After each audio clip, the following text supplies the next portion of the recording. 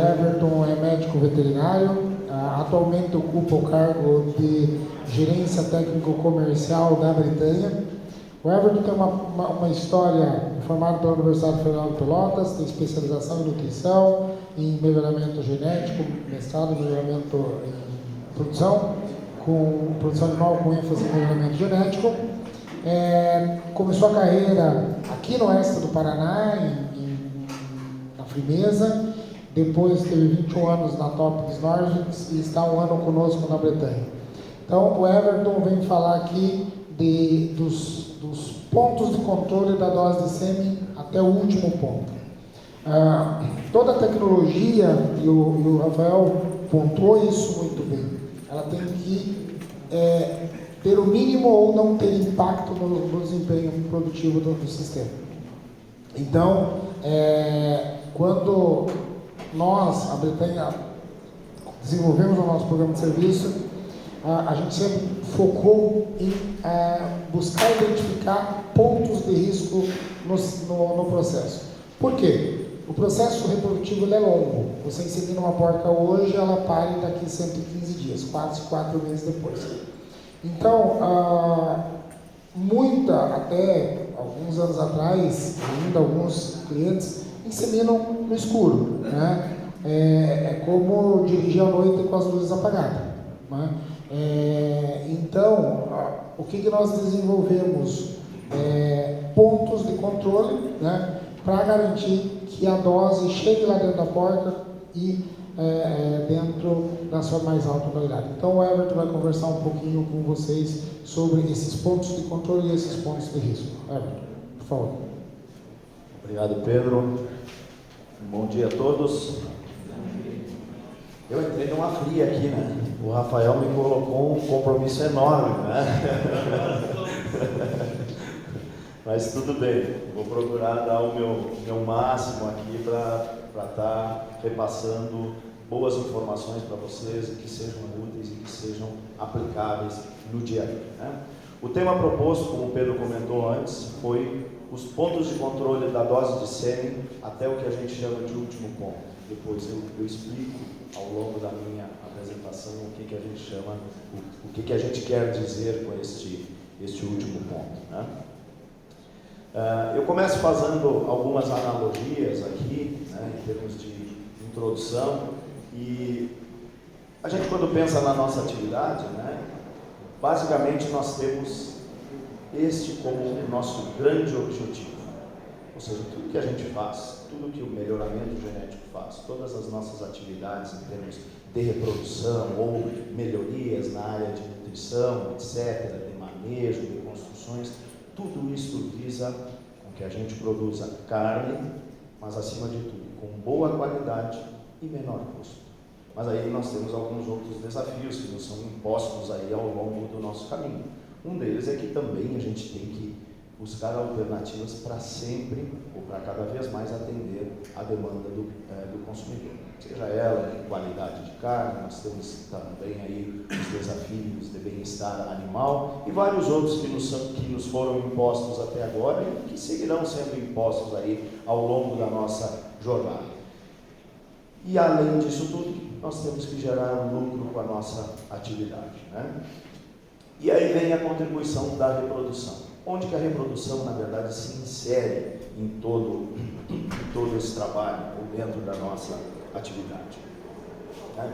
Eu assumo sempre que a reprodução ela tem dois papéis fundamentais. Um deles é a produção de leitões, né? Um dos grandes objetivos é que a gente produza o maior número de leitões com as fêmeas que nós temos lá nas nossas granjas, né? A fim de que a gente dilua os custos fixos que são inerentes ao nosso sistema de produção. Um outro grande ponto, né, de grandíssima importância, é a atualização genética, né? Seja dos terminados, quando a gente pensa na inseminação com machos terminadores, ou seja até no plantel de fêmeas, quando a gente pensa lá na utilização de sêmen de machos avós e bisavós, né? E nesses papéis, né, nós temos grande importância, nós temos a fêmea e temos o macho também, ou a utilização do próprio sêmen, né, que contribuirão para o cumprimento desses dois papéis dentro da reprodução. Né? Eu vou trazer aqui alguns números, né, de qual o impacto, qual a nossa necessidade de produção de doses de sêmen. Se nós pensarmos, de acordo com estes dados aqui, aproximadamente 95%, né, do plantel tecnificado utiliza inseminação artificial. Tá? E ao redor, esse autor, ele chegou a mais ou menos esse equilíbrio de números aí de inseminação pós-cervical, né, ao redor de 70%, 80%, eu coloquei aqui 80%, e entre aí 20% e 30% de doses tradicionais. Né? Se a gente extrapolar, então, esses valores lá para o plantel de 2 milhões e 15 mil fêmeas, né, que foi o que foi publicado neste ano pela ABPA, a gente chegaria a estes números aqui de fêmeas inseminadas, né, dentro do nosso país. Isso nos representaria a necessidade de produzirmos aí mais de 1.100.000 doses mês. Tá? Então, é basicamente isso. Esse é basicamente o levantamento de mercado para a inseminação artificial. Isso que a gente deveria produzir de doses.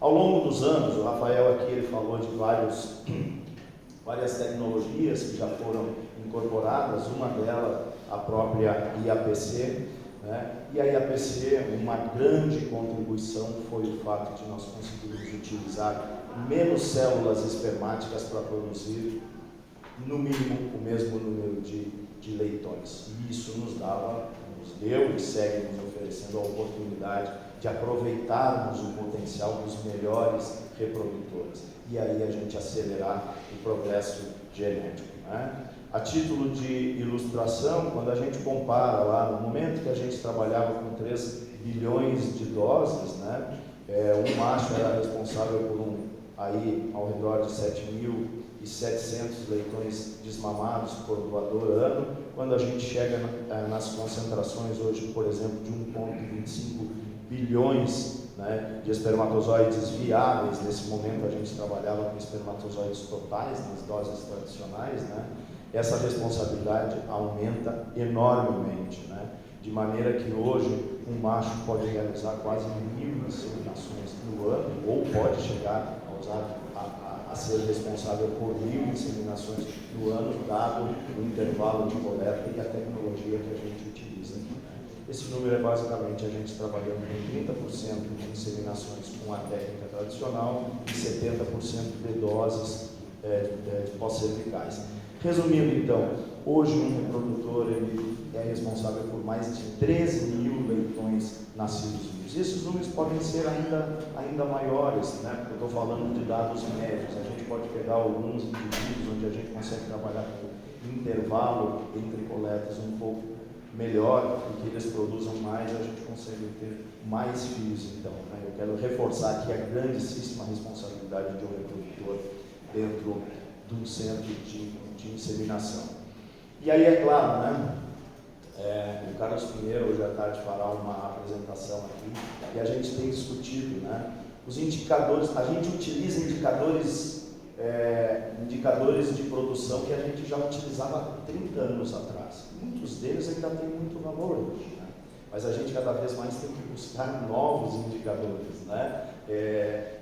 Porque efetivamente a suinocultura evoluiu e a gente consegue medir muito mais detalhes, muito mais indicadores. E isso nos possibilita ter efetivamente alguns outros indicadores. E eu trouxe aqui, neste slide, qual é a responsabilidade de um reprodutor em termos de peso de suínos abatido por macho ano, né? A gente pode chegar a mais de 1.400 toneladas de suínos abatidos por macho ano. Esses números também podem ser muito maiores quando a gente pensa naquelas variáveis que eu comentei comentei antes, intervalo entre coletas, né, aqueles machos que performam melhor em termos de produção de sêmen, e além disso também o próprio peso de abate. Eu considerei aqui uma média de 120 quilos de abate, mas a gente sabe que às vezes isso pode chegar até quase 140 quilos, né?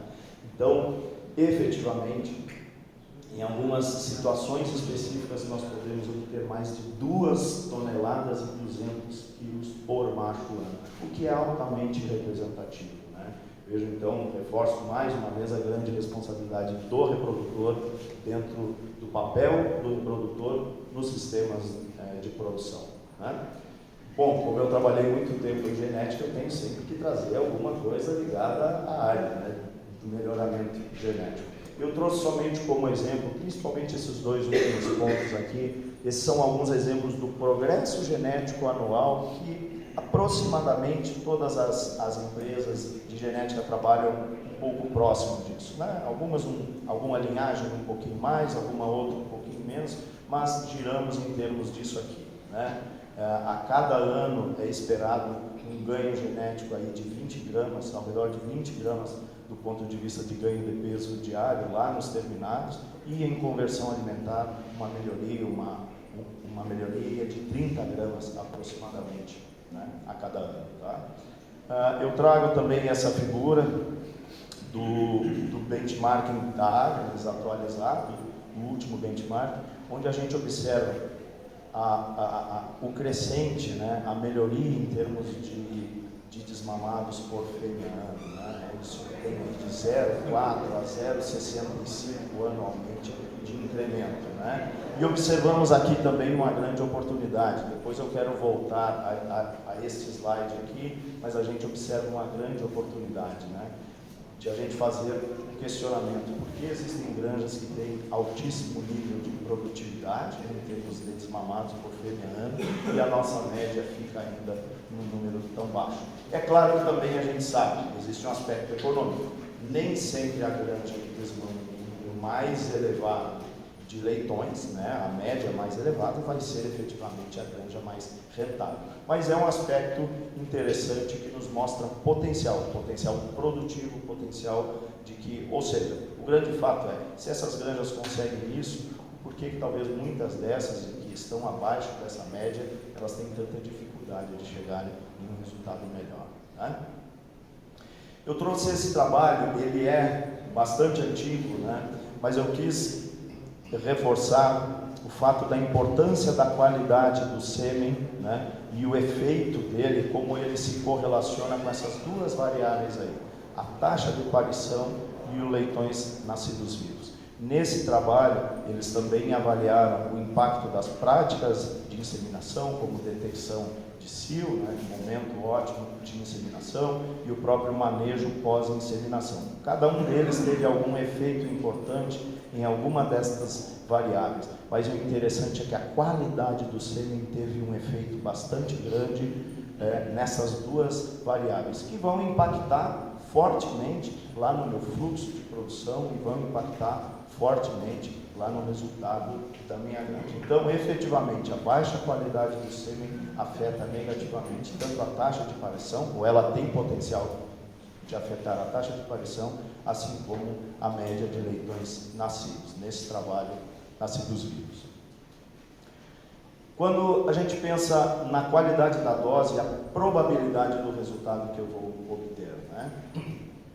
Efetivamente, se eu tenho de todas as doses, sendo elas consideradas de boa qualidade, uma dose de boa qualidade é aquela que cumpre as premissas mínimas de qualidade, que mais à frente vão ser apresentadas. Se todas as doses são boas, a probabilidade é que eu tenha resultados bastante consistentes, tanto em termos de taxa de parição, quanto também em termos de número de nascidos. Quando eu começo a ter alguma dose com algum problema, né, de qualidade, mais baixa qualidade, eu já começo a aumentar o meu risco. Ele pode passar moderado, médio, alto, aí a gente pode botar a classificação que a gente quiser, mas o fato é que a gente já começa, a probabilidade que a gente tenha algum efeito, tanto na queda do valor do número de nascidos totais, assim como um aumento na própria dispersão, né, ou na amplitude do número de leitões, ou da média de leitões nascidos totais, ela acaba aumentando, isso prejudicando os resultados. Quando eu tenho um problema de qualidade em todas as doses que eu utilizei para cobrir uma fêmea, para fazer a cobertura de uma fêmea, aí eu já me encontro numa grande cilada, porque aí eu já começo também a aumentar muito a probabilidade da perda gestacional e aí uma queda bastante acentuada no resultado. Sempre lembrando que quando a gente, em dados médios, quando a gente, em geral, já começa a ter algum efeito numa queda da taxa de aparição, a tendência é que também a média de nascidos vivos naquele mesmo período também seja afetada negativamente, né? E é mais ou menos um pouco disso que eu explico neste gráfico. É um exemplo hipotético, de uma granja de 1000 fêmeas, né? Onde a gente observa, eu tenho uma meta de aparição e tenho aqui nestas colunas azuis os partos efetivamente realizados, né? Nessa linhazinha amarela eu tenho a média de nascidos vivos. Efetivamente, aqui a gente observa que quando há uma queda na taxa de aparição, lá no meu número de nascidos totais, e quando esses leitões forem desmamados, eu terei um efeito negativo, né? Como eu disse antes, aqui foi considerado somente o efeito da taxa de aparição. A gente sabe que também, quando existe essa tendência de piorar a taxa de aparição, o número de nascidos também tende a cair. Nesse outro exemplo, nesse outro pico aqui, a gente teve essa perda, né, em termos de média de nascidos, o que também afetaria o número de leitões nascidos totais, né, e de desmamados também.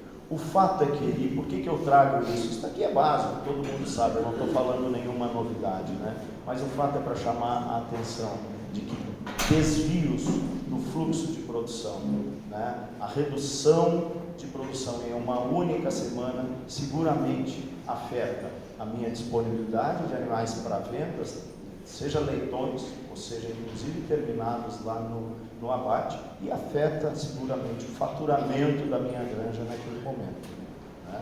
Então, aí também fica a importância da qualidade da dose, a importância do ato reprodutivo, da reprodução no resultado final da nossa granja. Apesar de tudo isso que eu falei aqui, tá?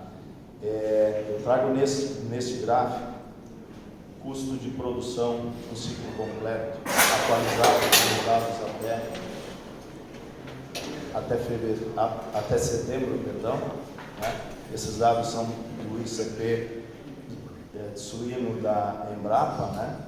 Onde a gente vê percentualmente a composição dos custos no ciclo completo, dos custos de produção.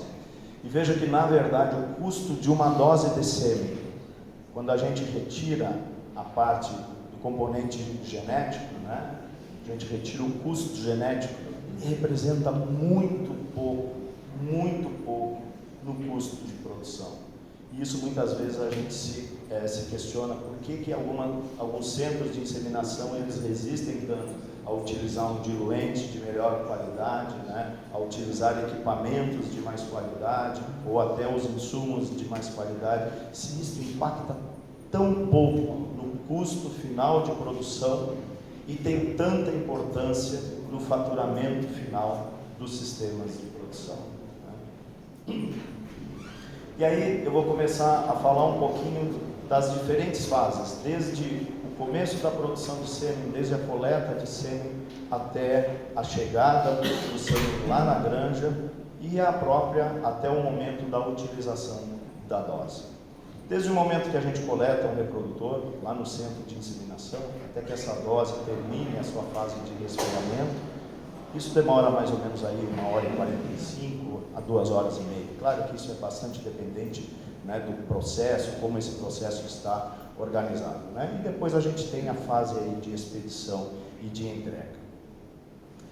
Basicamente, essa é uma fase onde, num pequeno período de tempo, em geral, nós temos pessoas nos centros bastante tecnificados e bem organizados.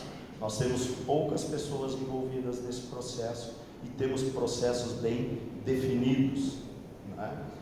Então, alguns processos relacionados com o controle de qualidade e que nós entendemos que são extremamente importantes, né? O estabelecimento de rotinas com todos os procedimentos operacionais bem descritos e que todos que operam, né, desde o barracão dos machos até a central, eles tenham conhecimento de todos estes processos.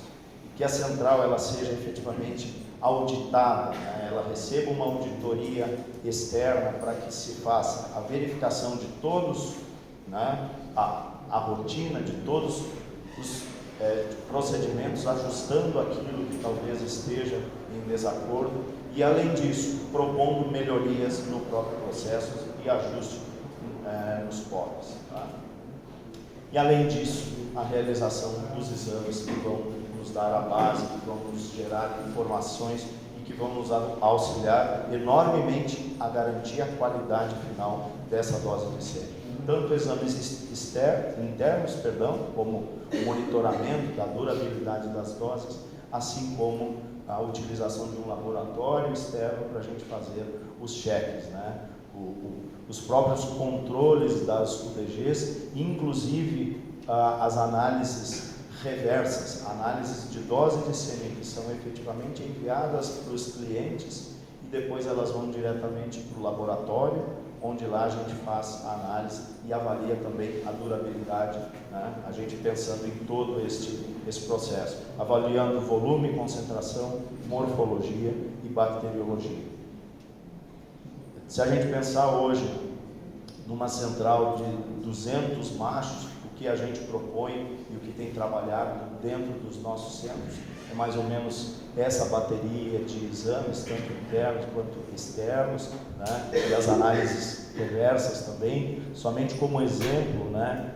A gente considerando só o número de amostras que são enviadas para análise em laboratório externo, ela passa de 2.000 análises anuais para a gente garantir a qualidade da dose que sai da central de inseminação. Isso tanto em aspectos relacionados com a concentração, né, a contaminação dessas doses e a morfologia também.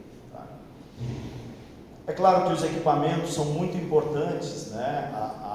A informatização, o uso de tecnologia é muito importante em todo este processo, principalmente por estes aspectos aqui, né? De padronização, né? A utilização do sistema computadorizado para as análises, ela nos permitiu garantir que as doses serão padronizadas no que se refere à concentração, principalmente, né? Isso nos garantiu a possibilidade, nos possibilitou efetivamente que a gente pudesse diminuir a concentração das doses, principalmente quando a gente consegue trabalhar com células viáveis, né? Então, o uso de tecnologia é extremamente importante também aqui pelo aspecto de rastreabilidade e de segurança. De maneira que no final de todo esse processo a gente consiga entregar a dose com a genética correta, ou seja, a genética que consta na etiqueta da dose, ela esteja realmente presente dentro da dose, né, que os espermatozoides sejam relativos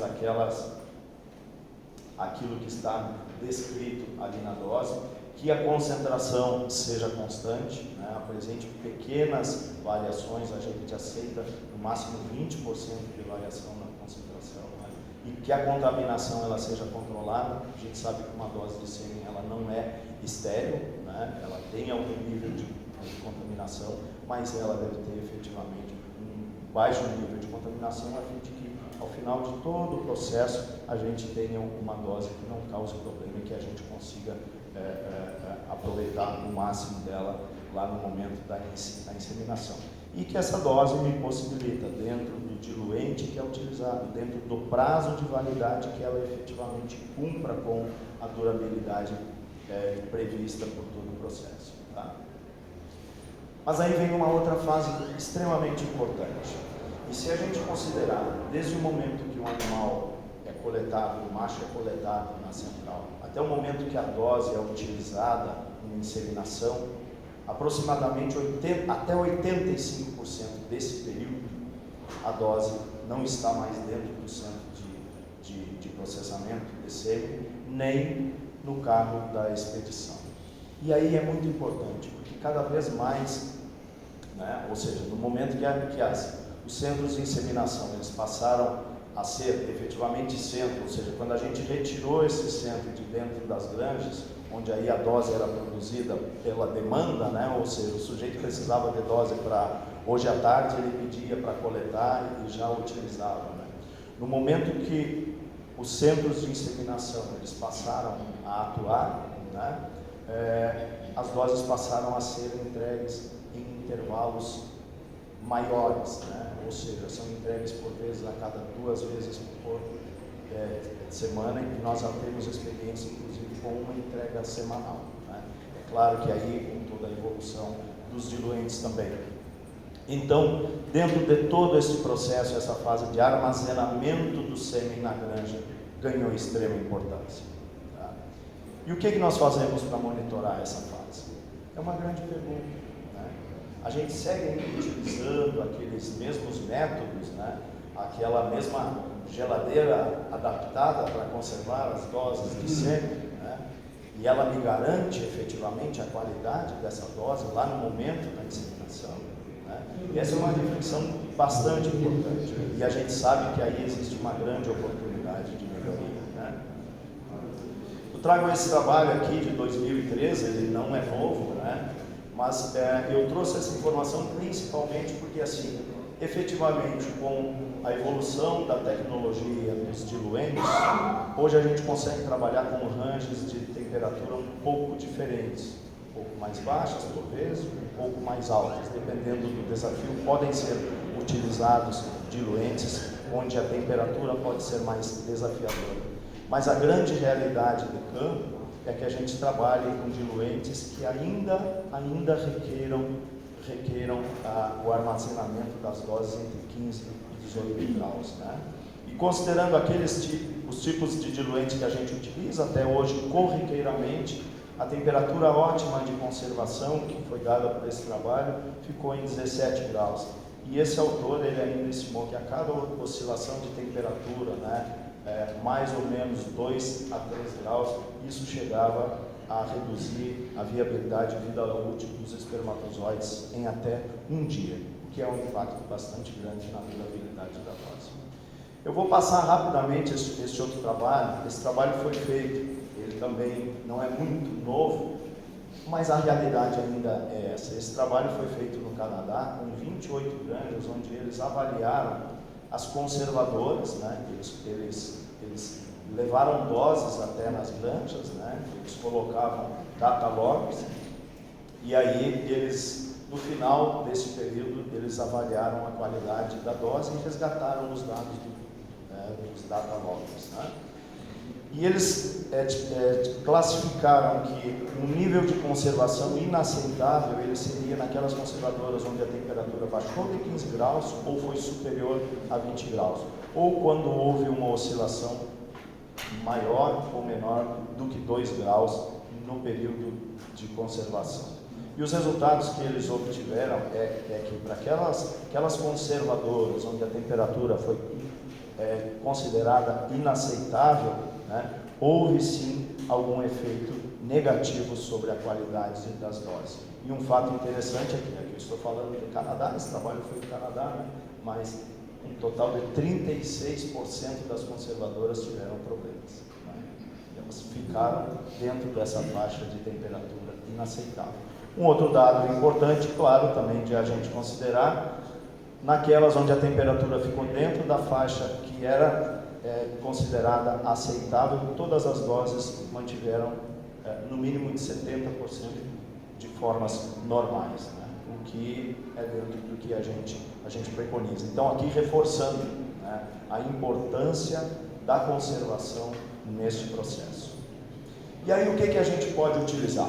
Né? Eu estive questionando antes, o que a gente faz para controlar este processo dentro das granjas? Né?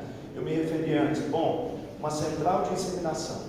Eu tenho uma equipe pequena, geralmente, ao menos ela deveria estar muito bem treinada, onde recebe, né, onde eu tenho todos os POPs bem descritos, né, o processo bem adequado, onde a gente recebe consultorias, e aí depois o SEMI muitas vezes ele é disseminado numa variedade de granjas bastante grandes, onde a gente sabe que tem esses problemas, como eu citei antes, de conservadoras adaptadas, né? E a gente sabe que tem também diversos níveis de trabalhadores em cada uma destas unidades, né?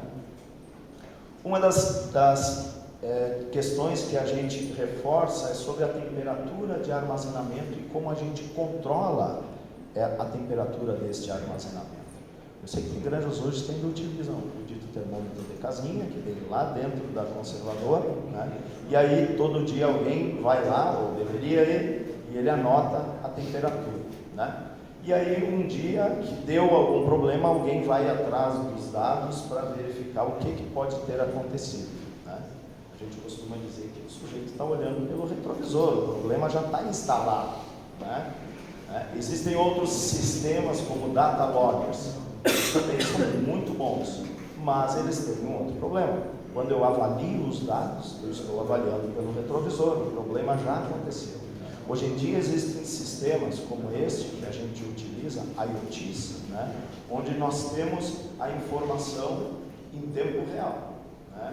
Se houve alguma variação de temperatura abaixo de 15 ou acima de 18, o sujeito pode receber um aviso no celular, né, um alerta no celular informando, olha, houve a temperatura, né, da conservadora tal, ela passou de 18 graus. Isso permite que se atue rapidamente sobre esse problema, evitando que a dose a qualidade da dose acabe sendo afetada.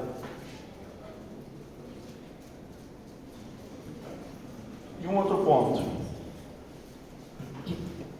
que a gente sugere é a utilização do monitoramento mínimo da qualidade dessa dose, momentos antes de a gente realizar a inseminação.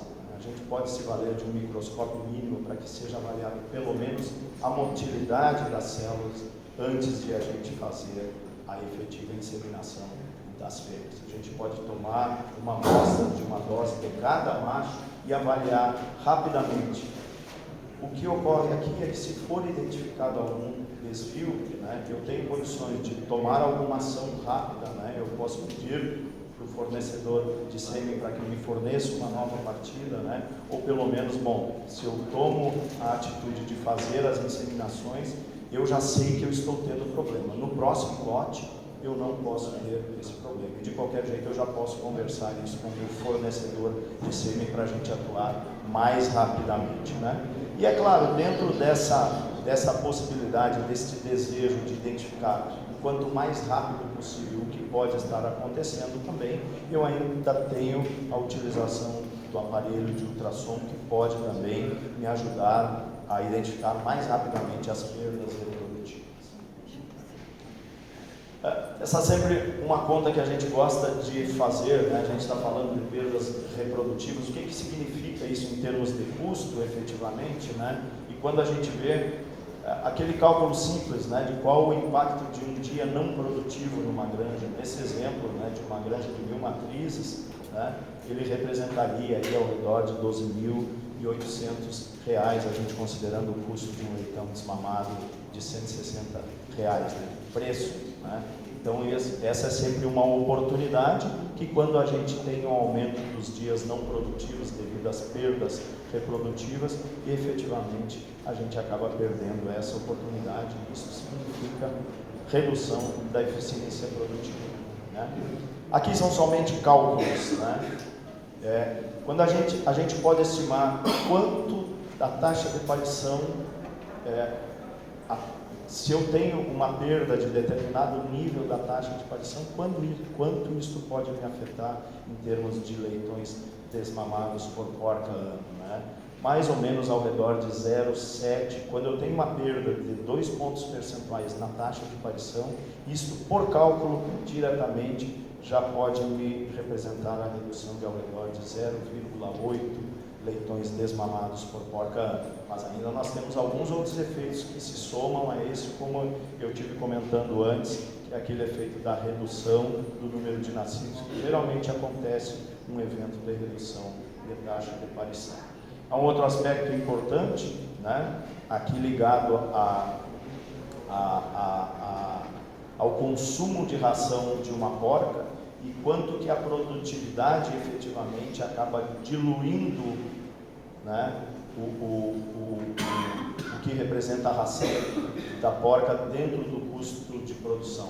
O fato é que quanto mais leitões nós acabamos desmamando, uma porca desmama, efetivamente eu consigo reduzir a composição do custo de ração, a participação do custo da ração da porca dentro do custo de produção de cada leitão, né? Então, é um impacto bastante interessante, né?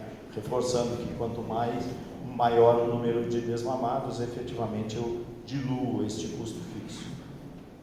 Um outro cálculo interessante que eu trago, né, esta é a mesma figura que eu havia apresentado para vocês naquele slide, né, do benchmarking anual, onde eu já me referia a essa grande diferença que existe entre as grandes top 10 e top 50 e em relação à própria média. Vejam que são mais de 6 leitões desmamados de diferença. Esse é um valor muito grande, né?